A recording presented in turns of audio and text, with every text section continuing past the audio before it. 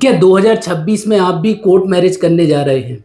जरा संभल कर, क्योंकि ये गलती आपको 2.5 लाख रुपए का नुकसान कर देगी। कई बार मैंने देखा है ऐसे कपल जो कोर्ट मैरिज कर लेते हैं, लेकिन उनकी प्रॉपर कोर्ट मैरिज ना होने के कारण उन्हें जो केंद्र सरकार के द्वारा 2.5 लाख रुपए की मदद मिलती है, वो पैसा नहीं मिल पाता है।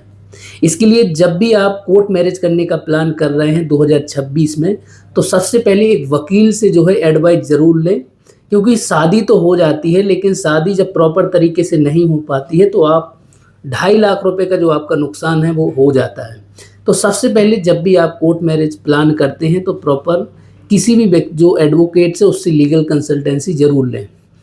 शादी करने के लिए कुछ डॉक्यूमेंट्स की ज़रूरत होती है, जैसे कि अगर लड़की है तो उसकी एज जो है 18 साल कंप्लीट होना चाहिए और लड़के की 21 साल कंप्लीट होना चाहिए। उसके बाद कुछ डॉक्यूमेंट जो हैं आपके पास कंपल्सरी हैं, जो कि होना चाहिए, जैसे आपका आधार कार्ड, पैन कार्ड, 10th की मार्कशीट या बर्थ सर्टिफिकेट। ये सारे डॉक्यूमेंट्स आपके पास होना चाहिए। कोर्ट मैरिज की प्रोसेस क्या होती है, कोर्ट मैरिज कैसे होती है, उसके बारे में हम जानते हैं। देखिए, जब भी हम कोर्ट मैरिज करते हैं, तो मान लीजिए अगर 2 कपल हैं जो कि हिंदू ही हिंदू हैं, तो उनकी जो कोर्ट मैरिज है सबसे पहले आर्य समाज मंदिर के द्वारा होती है। वहाँ से एक सर्टिफिकेट मिलता है आर्य समाज मंदिर के द्वारा।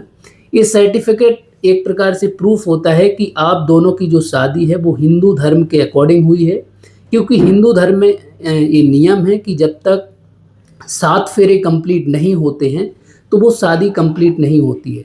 तो यह सर्टिफिकेट होता है जो प्रूफ देता है कि आपकी जो शादी है हिंदू धर्म के अकॉर्डिंग प्रॉपर तरीके से शादी करवाई गई है। फिर इसी सर्टिफिकेट के आधार पे हर एक ज़िले में कोर्ट मैरिज रजिस्ट्रार बैठता है, जिसका काम होता है शादी को रजिस्टर करना। इसी सर्टिफिकेट के आधार पे वो आपकी शादी रजिस्टर करता है, और एक सर्टिफिकेट हमें रजिस्ट्रार के माध्यम से मिलते हैं, जिसे हम बोल सकते हैं कि गवर्नमेंट के द्वारा हमें मैरिज सर्टिफिकेट दिया जाता है। ये सारे डॉक्यूमेंट होना कंपलसरी है। उसके बाद जब आप 2.5 लाख रुपए के लिए जो है आगे प्रोसेस करते हैं, तो उसके लिए आपको प्रॉपर आपका जॉइंट अकाउंट होना चाहिए और आपके पास प्रॉपर डॉक्यूमेंट होना चाहिए। उसके बाद जो है हर एक ज़िले में कलेक्टर ऑफिस में जो अंबेडकर फाउंडेशन चलाई जाती है, इसको लेके जो है हर कलेक्ट्रेट में एक ऑफिस रहता है, वहाँ पे ऑफिसर बैठते हैं और उनका यही काम होता है कि जो अलग अलग सरकार की योजनाएं चल रही हैं, जो उसका फंड होता है, जो लोग इसके एलिजिबल हैं उन लोगों को ये फंड दिलाना। तो कलेक्ट्रेट में जाके जो है हमें प्रॉपर जितने भी फॉर्म होते हैं उन फॉर्म्स को फिलअप करना पड़ता है, और हमें लगभग इसमें 2 से 3 महीने लगते हैं। और ये जो पैसा है, आधा पैसा जो है आपका एफडी कर दिया जाता है और आधा पैसा जो है आपका जो जॉइंट अकाउंट है उसमें डाल दिया जाता है। इसमें बहुत सारे लीगल इश्यू आते हैं।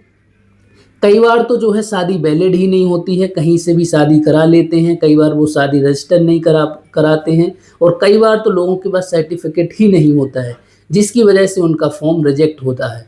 तो अगर आप 2026 में शादी करने का प्लान कर रहे हैं, तो इस चीज़ का ध्यान रखें कि आप जो है शादी प्रॉपर लीगल तरीके से करवाएं, ताकि शादी के साथ साथ आपको सरकार के द्वारा जो 2.5 लाख रुपए की मदद की जा रही है, वो प्रॉपर पैसा मिल सके और आप उसका सही से उपयोग कर पाएँ। यदि आप भी 2026 में कोर्ट मैरिज करने